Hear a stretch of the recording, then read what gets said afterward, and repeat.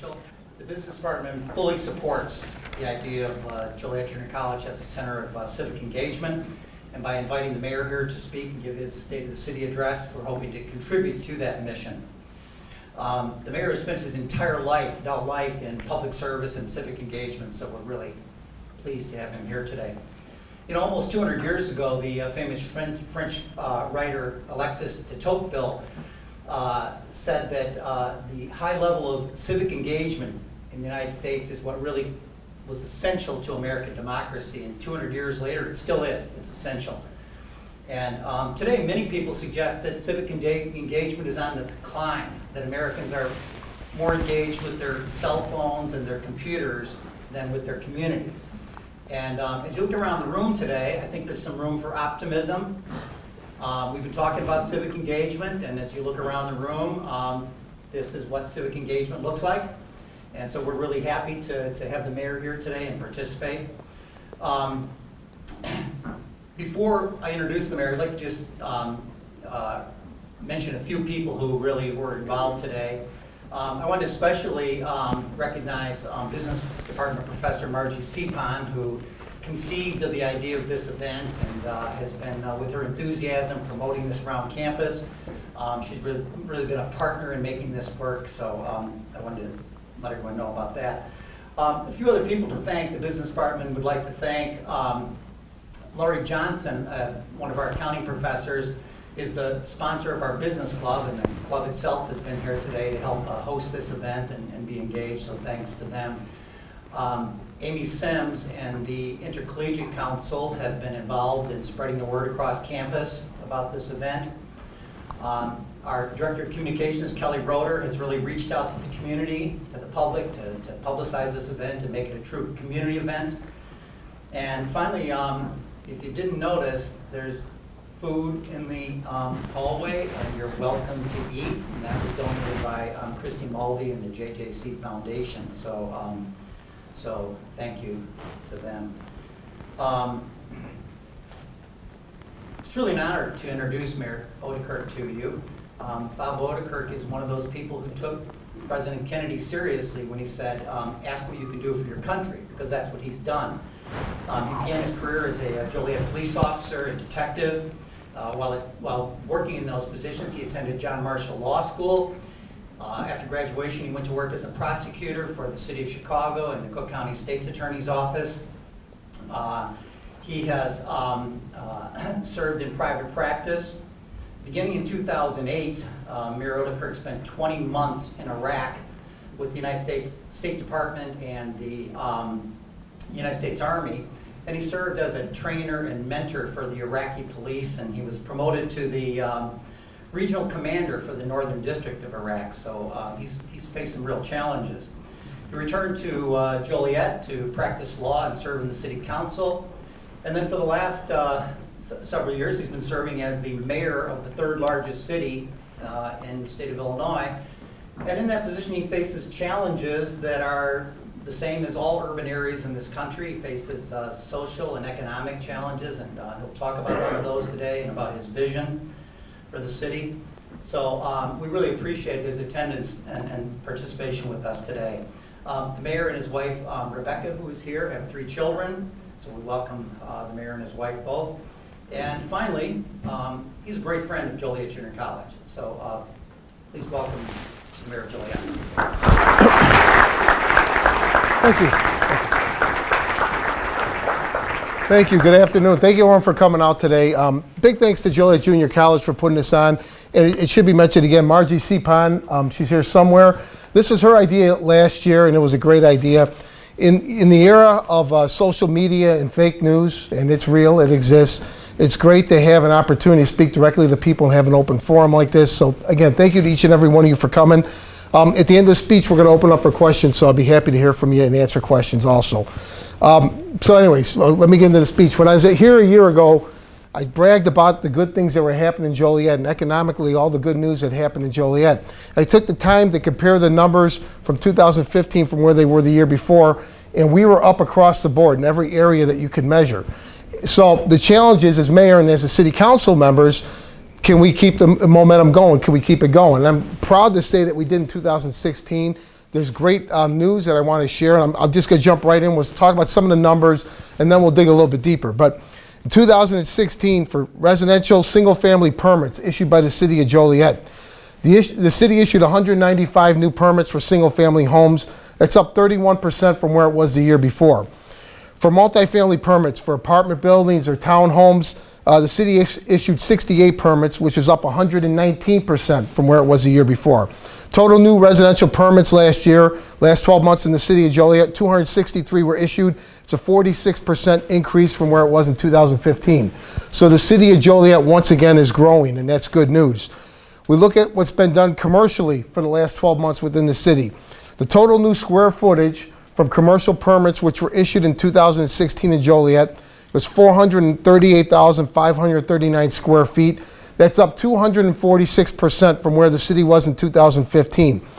The estimated new valuation of those permits, the amount of property added commercially in Joliet, is valued at $75,694,000. That's up 75% from where it was in 2015. The same thing with industrial permits. They were down a tick. In 2015, we issued 15. Last year, we issued 13. Additions or remodeling for industrial properties was up a tick from 21 to 24.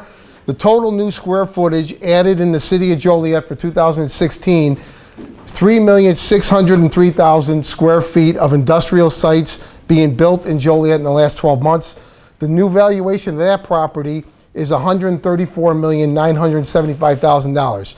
So total, all city permits issued in the last year. In 2015, we issued 7,070. Last year, we issued 7,097. 2015, I bragged about the new valuation, the amount of property and the value added to the city. 2 years ago, it was $299 million, which is a great number. Last year, we added $438,919,000 of new property added to the city. It's up 47%. Those are incredible numbers, especially in the state of Illinois. If you go around the state, you talk to other mayors or other legislators, they're going to tell you how difficult people are struggling in this state with the local economy, with what's happening in Springfield. It doesn't apply to Joliet. This city is booming. We were hit hard in 2008 with the economic recession, and it's safe to say, after you've seen what's happened in the last 2 years, the city not only has pulled out of the recession, the city is thriving. One other source of or item that needs to be mentioned, is the EAV for Joliet, the estimated assessed value of property. What that is again, is what property is worth citywide. It rose last year 4.72%. So what it means, if you own a piece of property in Joliet, on average, your property rose in value about 5%. What's notable about that number is that's the first time since 2009 that property has risen in value in Joliet. So all the economic development that we're seeing, it's starting to trickle down throughout the city. You're seeing the revenues are up. The gaming revenues are up slightly. Sales tax, hotel, motel tax is up slightly. We had an increase in general fund revenue. We ended the year with reserve funds at about $52 or $53 million. That's what we have in the savings account. And it should be noted that we have $53 million left in the savings account. Last year, we had about $56 million. We purchased Evergreen Terrace in the last year for $15 million. The city made major capital purchases of about $7 million. We bought 73 new squad cars. We bought new trucks for the streets and water department. We bought new equipment for the fire department. It was overdue, but with all that money spent, our savings dipped about $3 million, which tells you if we wouldn't have spent the money, we would have banked about another $18 million. So this city is being run well financially, and the numbers back it up. The big reason, I think, for what I'm talking about, for the big increases that you're seeing in Joliet, has to do with the economic development that's happened in Joliet. Again, when you look at what's happening just south of here, you guys are in the neighborhood, the intermodal port about 2 or 3 miles south of here is the largest inland port in all of North America. It continues to grow. And because of that port, we have brought in major developments, thousands of new jobs. I think you're familiar with the big ones. Amazon, 3,500 new jobs. They doubled their footprint in 2016. They originally had committed to building a 767,000 square foot facility. Last year, they committed to building an additional 500,000 square foot facility. IKEA has come to Joliet. Mars Foods has come to Joliet. Not only do they have a logistics center, they also have built a light manufacturing center, which is important because we do want to diversify the jobs that are coming in the southern region. Cap Barbell has come to Joliet in the last year. Dot Foods, Midwest Warehouse, Georgia Pacific. Cadence Premier Logistics. I do want to talk briefly about Cadence. They had a grand opening and ribbon cutting in July. Cadence is located to Joliet from the city of Alsip, and they didn't just bring logistics, they also brought their corporate headquarters with them, which is important. That's something we've identified at City Hall as something we want to see happen in Joliet. We're happy with the logistics centers, we're happy with the light manufacturing, but we do want to diversify the jobs in the city. And Cadence is proof that we can sell Joliet as being a place for corporate headquarters. That's something we're going to strive to do moving forward, but that was a real success story for the city. So again, those are the home runs, those are the big projects, and those are the ones that usually get talked about in speeches like this. I could tell you once a week, maybe once every 2 weeks, I'm meeting with the Chamber of Commerce. There's another ribbon cutting happening in Joliet. Usually it's small business, mom and pop businesses that are open throughout the city. Those don't get mentioned here. We talk about the big ones, but they're happening all over the city. We had one just a Monday afternoon. There was another ribbon cut in Joliet. So, the city made the choice back in 2015 to hire for the first time an economic development director, Steve Jones. You're starting to really see the payoff for that decision. Steve has done a great job. Our staff has done a great job. The city council has done a great job. Councilman Larry Hugg, who heads the Economic Development Committee, has done a great job. And again, all these big announcements that have been made the last 18 months, it's starting to trickle down, and it's going to affect everyone in Joliet in a positive way. With that, though, with all the economic development to the south, since I've been mayor, I've made several trips to Washington, D.C. and to Springfield, speaking with our local and federal legislators about what's happening in Joliet.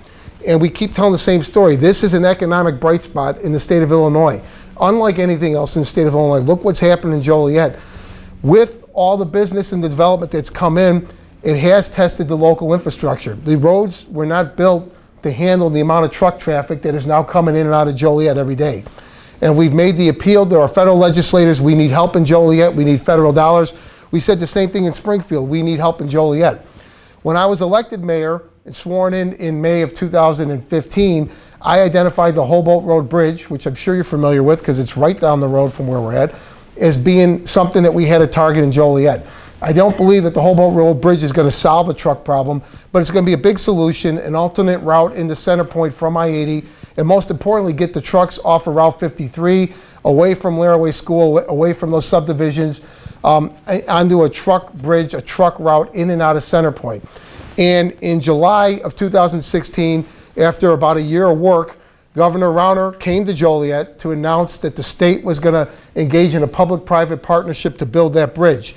He came with Secretary Randy Blankenhorn from the Illinois Department of Transportation. They announced a $200 million investment coming to Joliet to build that bridge. Now that's a significant investment because again, you're talking about thousands of union construction jobs coming to the city to pay for this bridge. What I do want to brag about is the deal that we negotiated with the state and with CenterPoint. It's going to call for $21 million of state funds to pay for the bridge. The city will be responsible for any overruns on the $21 million of the state project. So as I'm speaking now, there is no city dollars involved in this project. The rest of the $160 to $188 million is going to be privately funded.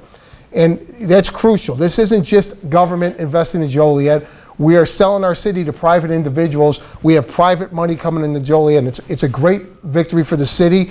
The bridge is on course. I spoke with CenterPoint last week. They're hoping to begin construction at the end of this year or the spring of 2018, and they want it completed by 2019. So again, a great victory that came to our city within the last 12 months. A couple smaller things that we did in Joliet.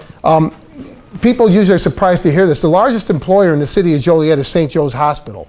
St. Joe's came to the city about a year ago and talked about, they didn't have to sell themselves to the city. We understand tens of thousands of people come to Joliet every year to use a hospital or to visit people in the hospital.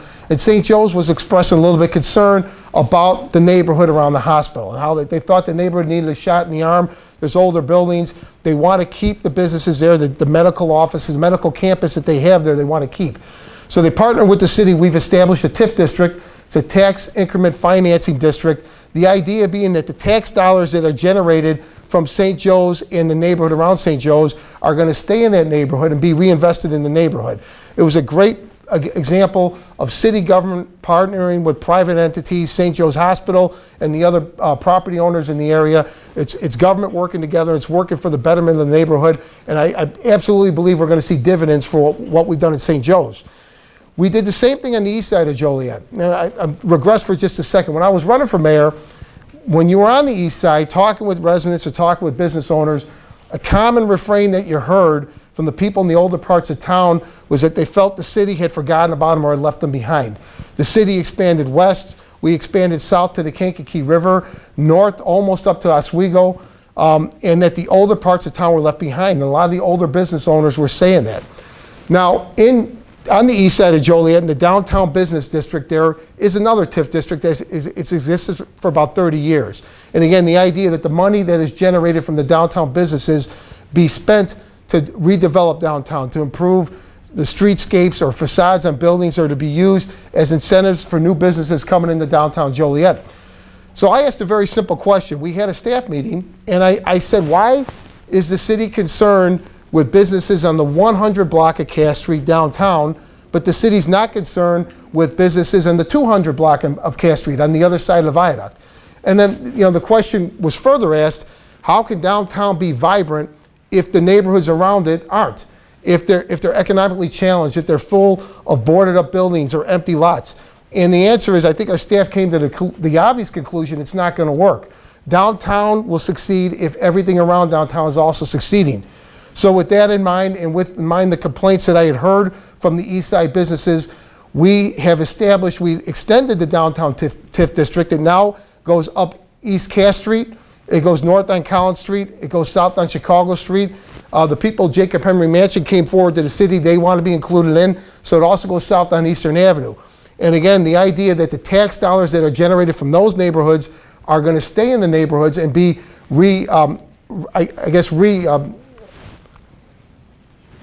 I got lost. Are going to be spent in that neighborhood. So we're going to redevelop those neighborhoods with the tax dollars generated within those neighborhoods. And I think it sent an important message to the east side businesses that they have not been forgotten about, that they are part of the overall plan. What's good for a downtown business, or what's good for a business on the west side by St. Joe's Hospital, is also good for them. And I think it was a great message to send to those businesses.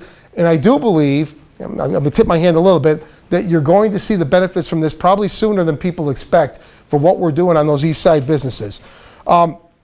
Along the same line, the city, last year, the Water's Edge project on South Water Street, if you're familiar with the neighborhood, it's on the east side of Joliet. The Joliet Housing Authority, led by Michael Simulton, has invested $19 million in that neighborhood to tear down the public housing projects that existed and to build 64 new residential units. Again, this is a real sign. This is a neighborhood that has not seen ever $19 million of investment. It's coming in, and it happened within the last year. I think it's another great step forward. A smaller note, Louis Joliet Mall continues to thrive in Joliet, which really bucks the trend of malls all over the country.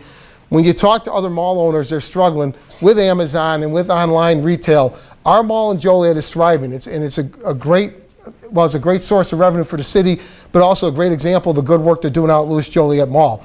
So again, with the economic development, those are the big items that we talk about. And I said there's a lot of smaller ones that won't get mentioned. I do want to focus in a little bit on what's happening in downtown Joliet, because it's a constant refrain from city officials and city leaders about downtown. So, when I came to Joliet in 1993 as a police officer, the downtown redevelopment was being talked about then, and I think it probably was being talked about for about 20 years before that. And I'm saying, I'm going to brag a little bit and go out over my skis, but I am here to say that the renaissance in downtown Joliet is happening as we speak. I think we're in the early stages of it, but with all the indications and with the new development that's going in downtown, I think everyone is going to see that downtown finally is turning around and is coming back. And let me just talk a little bit about the specifics of what's happening downtown. Number one, the new courthouse is being built. This was announced in 2015. The city partnered up with the Will County Board. There was a real threat that the Will County Board was going to build a new courthouse and was going to move it out of Joliet. They were going to move it to a fresh site, a site more centrally located in the county. We felt that this would have been devastating to the downtown economy. Again, the thousands of people that come down every day to use the courthouse, the law offices and the business that are dependent on the courthouse in downtown Joliet. We thought it was important that the courthouse stay downtown. We stepped up and entered into a deal with the county board, and that project is moving forward. Construction for that courthouse should be completed in 2019. If you haven't seen the drawing or the architecture plans of what's going to be built there, it's absolutely beautiful. They're Going to build an 11 or 12-story building right there in downtown Joliet, which I think will really be a game changer for what's happening downtown. Beyond the courthouse, the multimodal transportation center, which has been in the works for 7 or 8 years, is moving forward. This project came to light back in 2009 when President Obama offered initiatives or an incentive plan to try to jumpstart the economy. High-speed rail was contemplated, and the city came up with a multimodal plan. It got stalled when the state of Illinois held back on funds that had been allocated for this project. In 2016, after shaking the tree for some time, we were able to shake the money loose. The $30 million that was holding up this project has been allocated back to this project. And as I speak, a new train station is being built in downtown Joliet. First Midwest Bank moved their location to provide room for the new courthouse. They took a totally rehab building. They opened their locations in downtown Joliet just a couple months ago. The Catholic Charity Building in downtown Joliet is being completely rehabbed as we speak. And I spoke before I started. I've spoken with John Bays, a great advocate for downtown and for Joliet. I'm not at liberty to say what he's chasing to put in that building, but it will be a game changer for downtown if he's successful. John Bays is thinking big, and I credit him for doing it.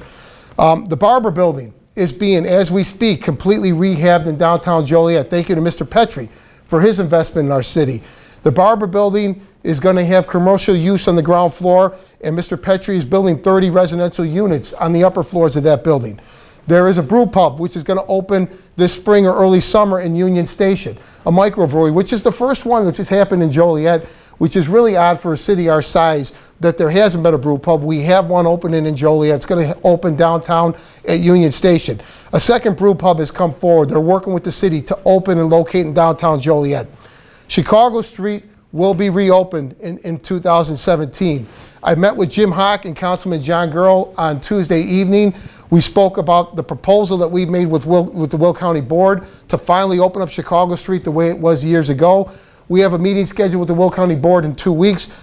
We are going to cut the deal. Chicago Street is going to be reopened, which absolutely is going to open up the businesses in downtown Joliet.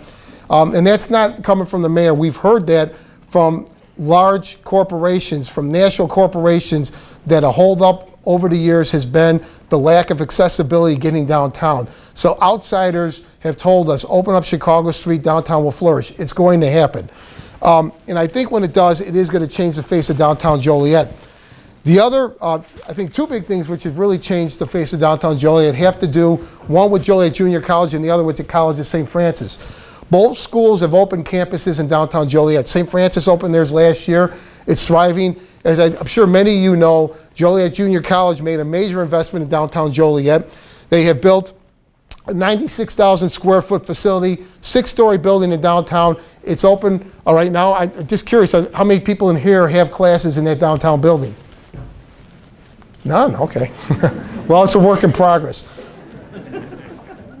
This follows, what Joliet Junior College did and what St. Francis did follows a downtown plan that the city spent money on years ago, talking about needing to bring younger people into the downtown area.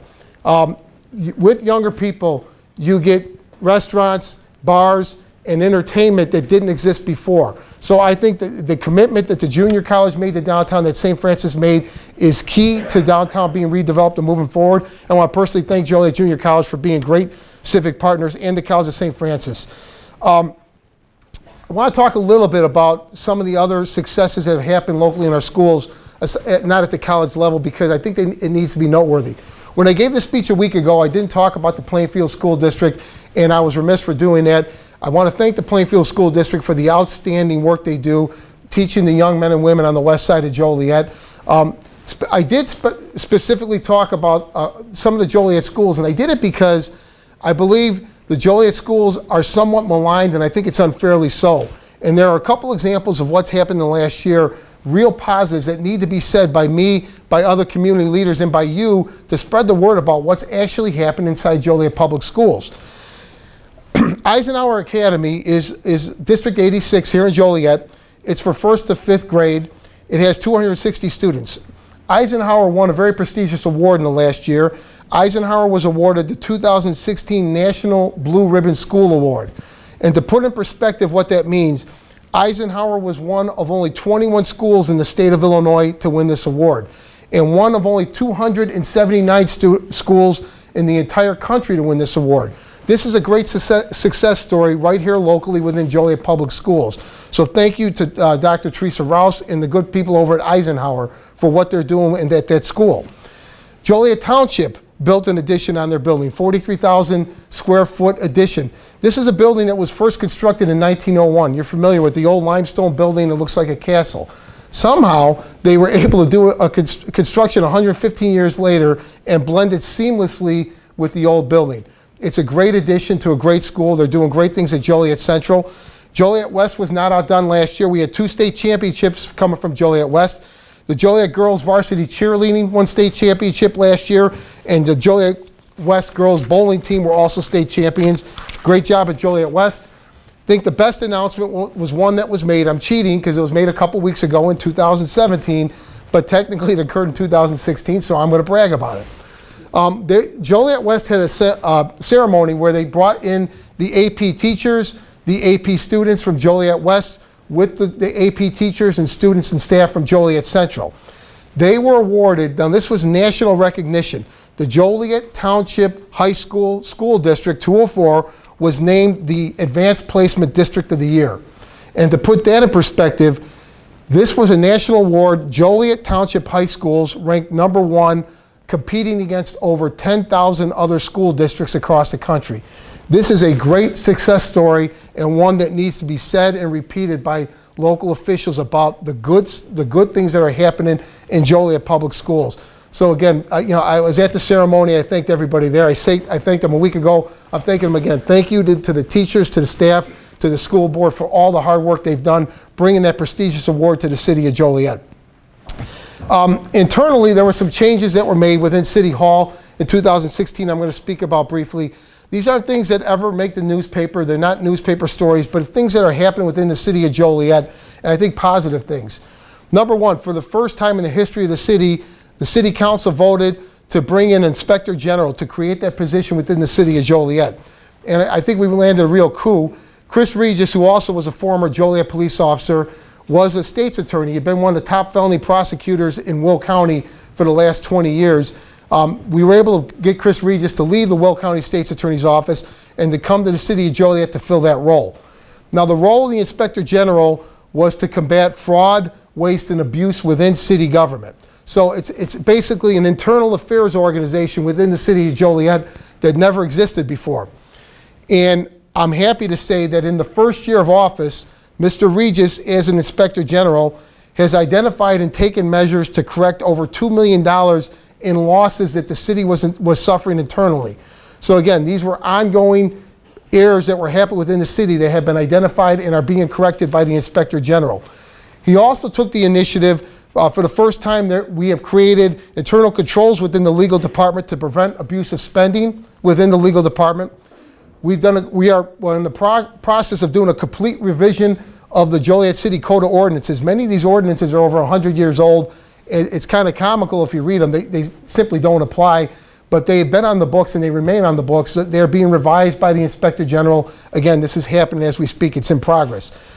The Inspector General also has identified and is repairing 45 deficient resolutions that have been passed over the years by the Joliet City Council. So again, this is cleaning up city government, making it more efficient and make it better run for Joliet taxpayers. The big thing the Inspector General has done it's come up in the last couple months, working with our Finance Director, Jim Gadati, we have detected at least, and this is minimum, this isn't something to brag about, but it happened in the city, it needs to be known. We have identified at least $1.3 million in lost revenue from water billing that's occurred in the last several years within the city of Joliet. If you include the sanitary districts in Ridgewood on the east side, again, this problem was detected by the Inspector General and by our Chief Counsel, Marty Shanahan. That's over $2 million that's cost Joliet taxpayers from deficient water billing. I'm happy to say that we have identified that problem and we are fixing that problem. The city of Joliet is going to be better run internally because of the steps we've taken. I think it's a positive step. It's something that needs to be said, that we find problems, but we're fixing the problems internally within the city of Joliet. Another thing that happened in the last 12 months was we did a complete revision of the city law department. In the past, Joliet had a number of attorneys that we employed on staff. We also outsourced a lot of the legal work. The decision was made that we were going to get rid of the internal lawyers. We're going to outsource all the city legal work. The thinking being that we would go to law firms or lawyers that specialized in specific areas of legal work instead of having general practitioners, and that doing so would ultimately save the city money. So the question is, how did it work? Well, I have numbers. They're from 1 year, so I think it's a work in progress. I think we have to monitor what happens in the upcoming years. But what happened in 2016 was we spent $100,000 more than we had in 2015 for legal services. So in outsourcing the law or the legal work, we spent $100,000 more as opposed to the salaries, the insurance, the pension contributions that we were making internally. The return we got for that $100,000 is significant. The city paid out over $600,000 less in legal claims in 2016 than we had in 2015. The bigger number, which is significant, I think this also ties into the Inspector General, is in 2016 the city of Joliet paid out over $1 million less in workman compensation claims from what we had paid the previous year. So again, you're looking at a $100,000 investment with about a $1.6 million return. That's government being run well and run efficiently. Again, thank you to the legal department, Marty Shanahan, Chris Regis, Jim Hawk, the city manager, and the Joliet City Council for doing this. Internally, we've made other changes with the Police and Fire Board in Joliet. As you may know, the Police and Fire Board is a 5-member panel appointed by myself, by the mayor, who controls the hiring of all police and fire department personnel within the city of Joliet. I think you're aware these are good jobs. These are well-paying jobs. They're tough jobs, but they're good jobs. I think you're also aware, because we are, that the demographics of the police department and the fire department of of city departments do not come close to matching the demographics of the city of Joliet. The city of Joliet is about 18% African American, about 28% Hispanic. The numbers internally, city employees come nowhere close to matching those numbers. It's a problem, especially in a city when we're talking about 28% Hispanic. If your first responders can't speak Spanish, they can't help the people who they're there to help. So it is a problem internally. We've identified it and we're making changes. Specifically, the changes that were made to the Police and Fire Board, the 5-member panel now has 3 minority members on it. There's a prominent African-American pastor. There is a former African-American battalion commander from the fire department, and there's a former Hispanic lieutenant from the Joliet Police Department on this board. And like I said, with the economic news, it's going to take a little bit to see the changes, but the changes are going to come. We've really tasked the members of this panel to go out into the community to reach out and tell people whatever happened in the past in Joliet, and it could be argued how things got the way they were, it's not the case anymore. Everybody's going to get a fair shake on the police test, on the fire test. We want to see local people applying for and getting these jobs in Joliet. They've made several other rule changes, which I'm going to speak about very briefly. They rewrote the rules for the Police and Fire Board, the new panel. They hadn't been updated in 15 years. They have been updated. The new Police and Fire Board are going to implement points for being bilingual. If you can speak Spanish, you're going to get additional points when testing to be a Joliet fireman, a Joliet police officer. The fire department is also implementing a program that the Joliet Police Department has done somewhat successfully. Joliet Police have an Explorer program that reaches out to kids in the high school to get them engaged and interested in a career in law enforcement. Joliet Fire Department's going to start doing the same thing. They're going to reach out to kids in Joliet high schools, try to engage them, show them that there are career opportunities being firefighters here in Joliet. And then we're also going to focus on post-high school recruitment, probably the age of a lot of the people in this room, 18 to 21. If you haven't thought about it, that there are career opportunities available, and we do want to see these jobs going locally wherever we can. Along those lines, in the last year, 2016, we also negotiated 5 contracts with the bargaining units in Joliet. I think there's a couple significant things that happened. Number one, there has been no labor strife in Joliet, which is a good thing. We have outstanding city employees that are working together and working with staff to work for the people of Joliet. The 4-year contracts that we entered contemplated the first 2 years are 0% raises. The last 2 years will be 2% raises. So that would go for the last 5 years in Joliet. For the last 5 years, our city workers, city union employees have had 0% raises over the last 5 years. And I would challenge any other jurisdiction, especially a jurisdiction our size, to say that they've done it the last 5 years. It's another example of Joliet government being run responsibly. We did negotiate, and it was somewhat controversial, an extension on the health care benefits for the city employees. They're pushed out significantly from where they were. But in exchange for that benefit, the city has got the city employees to agree to re-implement residency within the city of Joliet. This is something that unfortunately was done away with, I think around 2008, 2009. Prior to that, Joliet city employees were forced to live within the city of Joliet. During the bargaining process for a contract several years ago, the city let that go, and it had very negative effects on the city. We had a number of employees move out. I think more importantly, new hires were not moving into Joliet. So what that means, these good paying jobs, these are six-figure jobs, are not establishing households in Joliet. They're not paying into the school districts. They're not paying local property tax. They're not paying sales tax in the city of Joliet. They're not sending their kids either to Joliet public schools or to the Catholic schools in Joliet. This was a real drain on the city, and I think it's important. And again, we just entered the contract, but moving forward, all new employees are going to have to live in the city of Joliet. So again, I thank the unions for coming forward and being responsible. I thank the city council for negotiating these deals. I think they're good for all of Joliet. And again, I think we're going to see the benefits over time as this takes place and new employees are forced to live within the city of Joliet. So 2017, what are we looking forward to coming up? Number one, I brought this up a couple weeks ago at the Joliet City Council. It stemmed from a meeting. I was invited to a forum in Aurora last summer, and former Mayor Weisner, the mayor of Aurora, put on a water forum basically notifying all towns in the area that we are sitting, and this applies for Joliet, we're sitting on a water aquifer which is set to run dry in the next 15 to 20 years. So as we stand here today, the city of Joliet has no alternative source of water to provide for the residents, for the businesses, for the college. We're not in crisis mode yet, but we're getting there quickly. And I've made the determination, and city council's agreed, we're not waiting any further. We're going to develop a plan in 2017, and we are going to figure out how we're going to pay for this plan, and we're going to start implementing the plan. There's a couple different options. And Mayor Weisner was invited to the city council. He spoke about what they've done in Aurora. Aurora began this process 30 years ago, so we are behind the curve on what's happening. But Aurora is now tapping into the Fox River and is drawing a significant amount of their water from the Fox River. We have a few options in Joliet. Obviously, the Des Plaines River runs through town. We could draw water from the Des Plaines River. We have property that abuts up to the Kankakee River. We can draw water from the Kankakee River. We also can make the decision that other cities like Bolingbrook or Romeoville have done and try to tap into Lake Michigan water. So whatever we do, it's going to cost money. It's going to be a significant investment, but we have no choice. We're going to have to come up with a solution. One of the prospects that's hoped for is if a city our size, if we withdraw from the aquifer, that the aquifer naturally will begin to replenish itself again, but nobody knows. So again, this is a big project that's you're going to hear and read a lot about it going forward, but this is something that is going to be pushed forward in 2017. Another internal mechanism which is being changed within the city in 2017 is the city's collection practice. There's no nice way to say it. There is no collection practice within the city of Joliet.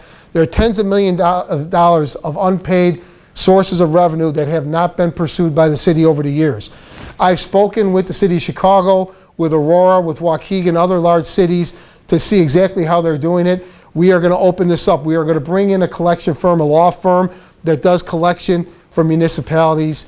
It's going to greatly increase the revenues in Joliet. It's also going to be, again, fair to taxpayers, that people who aren't paying the revenue that they're supposed to are going to be held accountable. So this is another source of revenue within the city. It's another problem that's going to be corrected in the next year.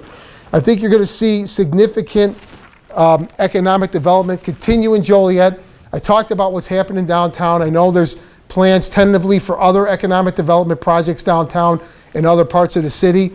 I talked a week ago about a significant East Side project. It's tenuous. I got a very positive phone call last week, and I'm scheduled to go to Washington, D.C. in the third week of March to try to wrap this project up. So I can't say anything else. I've signed non-disclosure agreements. I could say that this would be a significant East Side project and one that's long overdue on the east side of Joliet. I think the big thing that we're talking about in 2017, I'll end the speech with this, is the Cullinan project, many of you may be familiar with. Again, it's right here in this area. The area west of the junior college, if you go over the creek, there's a large tract of land that butts up to I-55 and I-80. This is prime real estate on two major highways. It's really a gateway into Joliet, but really a gateway into the Chicagoland area if you're coming west on I-80 or you're coming north on I-55. That area has gone undeveloped for years. There have been plans before that were scrapped, and the major problem with the area was there's no good access in and off of that property. There was a two-lane frontage road that wasn't even completely paved. So the city of Joliet has worked with the Cullinan Group that have come forward. We have worked with our state agencies and with federal agencies. I was downtown a couple weeks ago meeting with 6 different federal agencies trying to get money together for this project. Cullinan is coming forward to the city probably within the next month. They want a deal voted on and in place by April 1st to move forward. They are looking to secure a significant amount of state funds to build a new interchange at I-55 and Sile Road, which will go directly onto that property. They are looking for significant contribution from the federal government to build additional roads to improve the intersection at I-55 and Route 52 Jefferson Street, and to make improvements on Jefferson Street. So what's being proposed for the Cullinan site, it's not another shopping mall. It's somewhat bigger than that. It's a significant development. But Cullinan is talking about bringing 5,000 new jobs to Joliet on this site and over 8,500 construction jobs. And they're estimating the economic impact of this project to be $1.4 billion. So this will be the largest project to ever come to the city of Joliet. And I warned the city council at the speech last week, it's coming fast to Joliet. We've met with Cullinan. We continue to meet with them. This project will be brought forward in front of the city council within the next few weeks. So I'm very excited about this. There's a lot more to it. And again, some things that I'm not going to say until Cullinan is ready. But this is a great project for the city of Joliet. Another big shot in the arm and another big example of what we're talking about, how well the city is doing economically. So with that, thank you for coming out. I'd be happy to answer any questions. I'm sure there'll be some. There were some tough ones last year, so I'm looking forward to them. But thank you, everybody.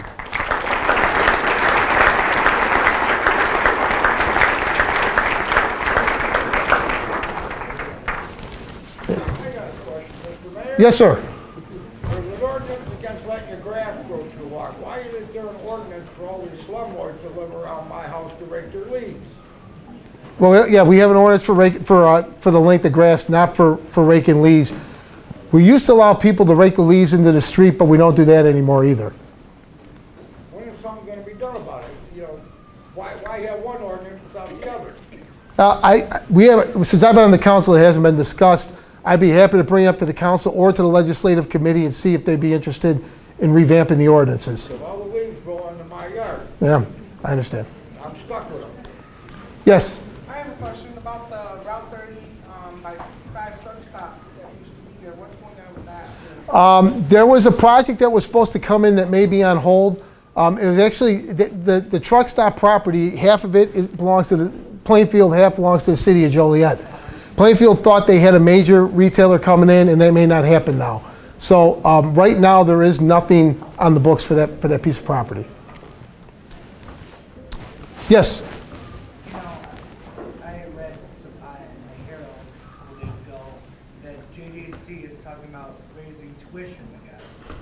Now, I think, in my view, JJC and other community colleges are investments of the future to help out people who have factory jobs that are going away more and more each year, and it's a way for them to be taught into a new position.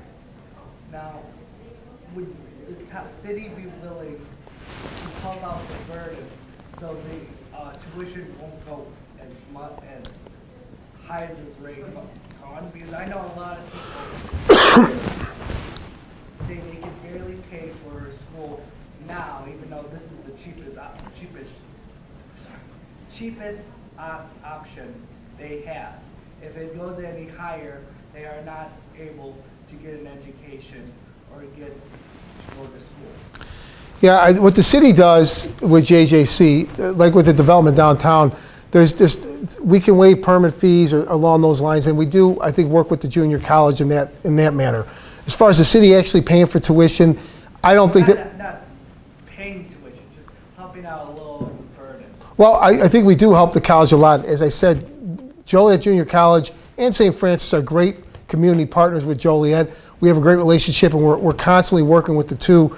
And I think maybe you could speak better, but economically, the city and the junior college do work together. Yes? My name is Natalia Marchenka, and I work at JJC. I teach economics at the business department. And I was wondering if you could summarize your speech and all the good current and future trends that you described during your speech in terms of jobs. What kind of jobs our students should expect to be available in Joliet this year, next year, in 3 years? And what kinds of skills do you think students should develop right now in order to be competitive for those jobs? Well, thank you. It's a good question. Number one, obviously I talked about everything to the south, a lot of logistic jobs, but Joliet Junior College is ahead of the curve. They've established a program for careers in logistics, not careers in factory work or warehouse work, but in logistics. That's a new market that exists in Joliet, and it's going to continue to come because of where the city lies. We have 2 rail spurs in Joliet, we have a river, and we have 2 major highways that run through the city. So this inland port, which is the largest in North America, is going to continue to grow. There are definite jobs and careers available out there. Furthermore, I know the Chamber of Commerce is constantly doing job exposition, job fairs. I know Harris Casino did a job fair several months ago. They can't fill the jobs at Harris Casino. So where I see the city growing, it continues to grow to the south. I talked about the Cullinan project, but I think there are careers available outside of the logistic jobs that are coming in. And I think I think service-oriented jobs are probably always going to exist in one way or another. Again, I talked about police and fire, but I think any service-oriented job, I know you have a great nursing program here. Personally, I think those jobs are always going to be in demand. It would be a great way for young people looking to go in. Yes? So building off of her question, a lot of us are here because it's cheaper to go to JJC and then transfer out. What do you think Joliet's ability to retain students that graduate, get their associates, or to bring back students that just got their bachelor's or master's at a different college? Well, I think that's crucial. When I talked about corporate headquarters coming in like Cadence, that's exactly what we're talking about. We want those level jobs coming into Joliet.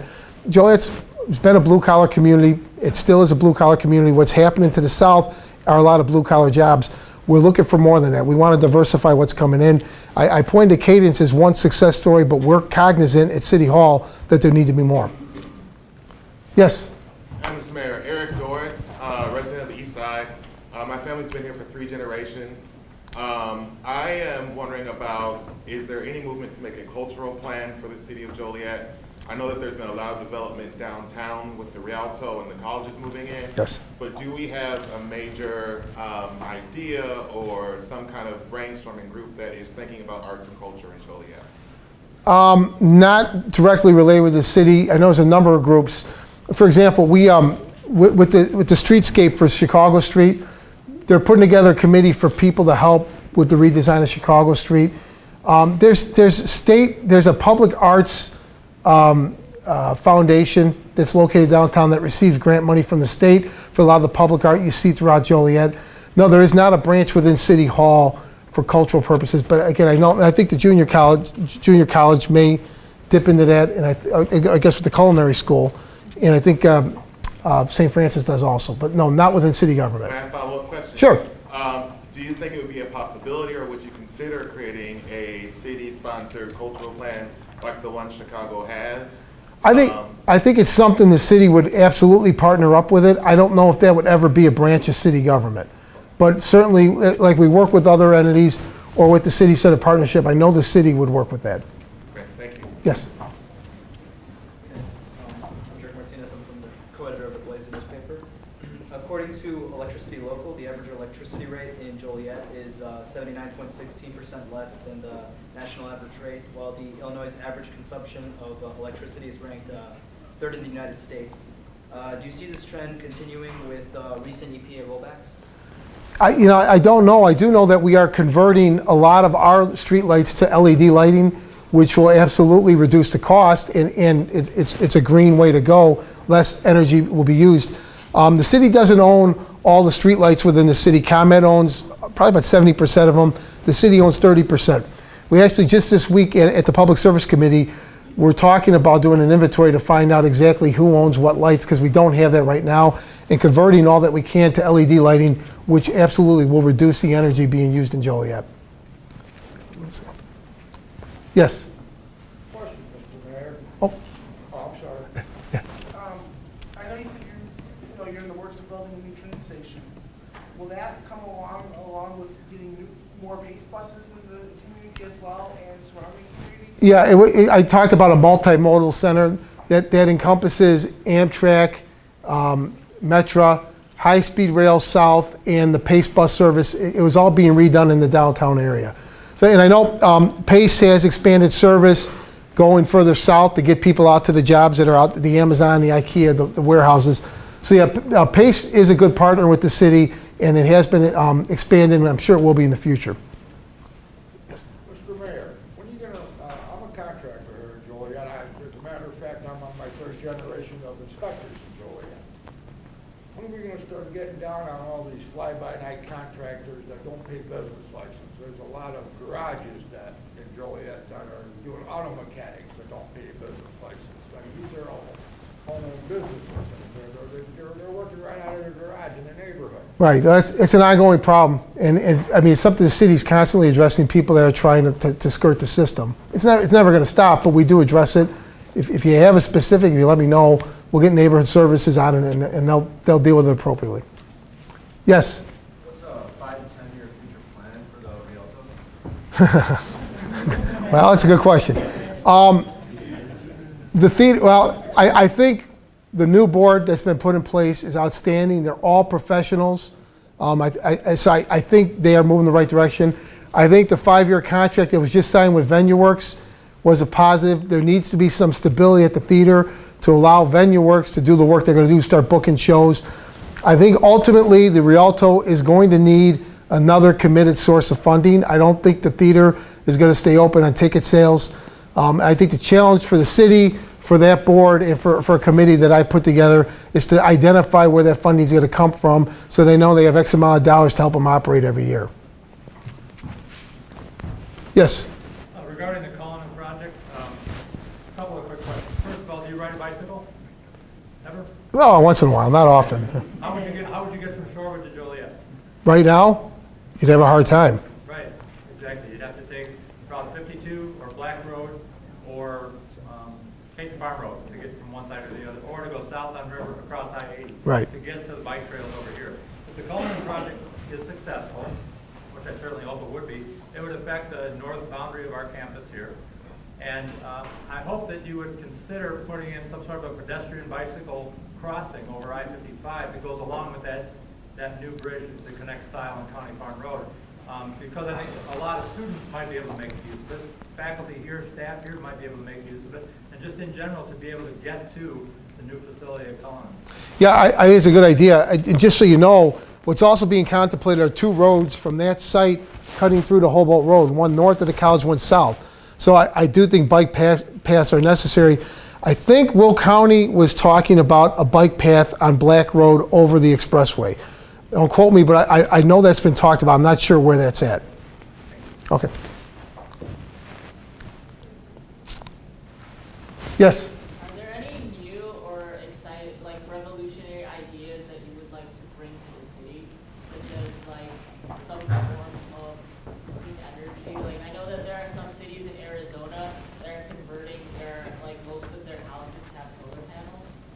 Yeah, I mean, there are private individuals that do that. I think one thing that the city, I'd look to do the next couple of years is investigate. Other cities are converting all their fleets to, it's not gasoline. I'm not sure what they're... Natural gas, thank you. Would it be effective on an ambulance or on a police car? Because we have a lot of vehicles in the city. That's one thing I'd like to see done in the city. As far as something new or revolutionary, it's funny you say that. We had a group come forward. We're still working with them. They're from Colorado. They wanted to open a business incubator in downtown Joliet. And I'll be frank, the first couple times we met with them, I couldn't understand what they were talking about. But we actually, myself and the city manager and a councilman took the trip out to Colorado, saw exactly what they're doing. This is a cutting edge idea, and it's one that we're trying to see if would be a fit for Joliet. We were excited that this national group, and there were Silicon Valley people involved, and there were smart people that we met with, but that they targeted Joliet as being an area. One, because of the intermodal project and the access from the trains in downtown Joliet was one of the reasons why they had identified Joliet. So it would be revolutionary. It's difficult to explain. Has anyone heard of the Internet of Things?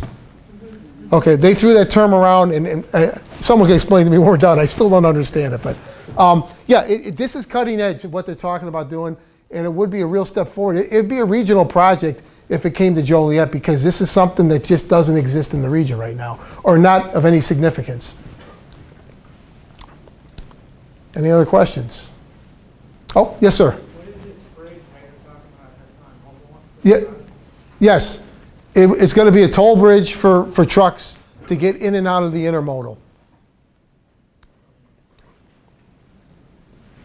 Yes. Are you giving all these companies that are reinvesting here, I'm sure you're giving them some kind of incentive as far as real estate taxes and stuff like that.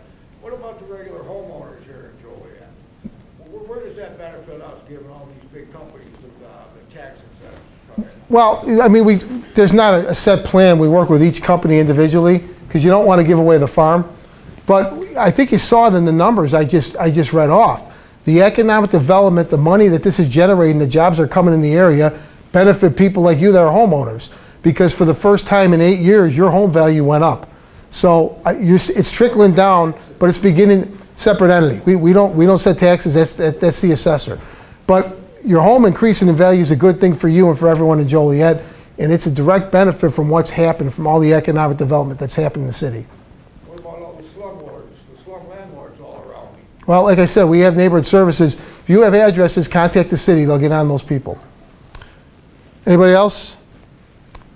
Well, good. Well, thank you very much. It's a great forum. Thank you again, Junior College.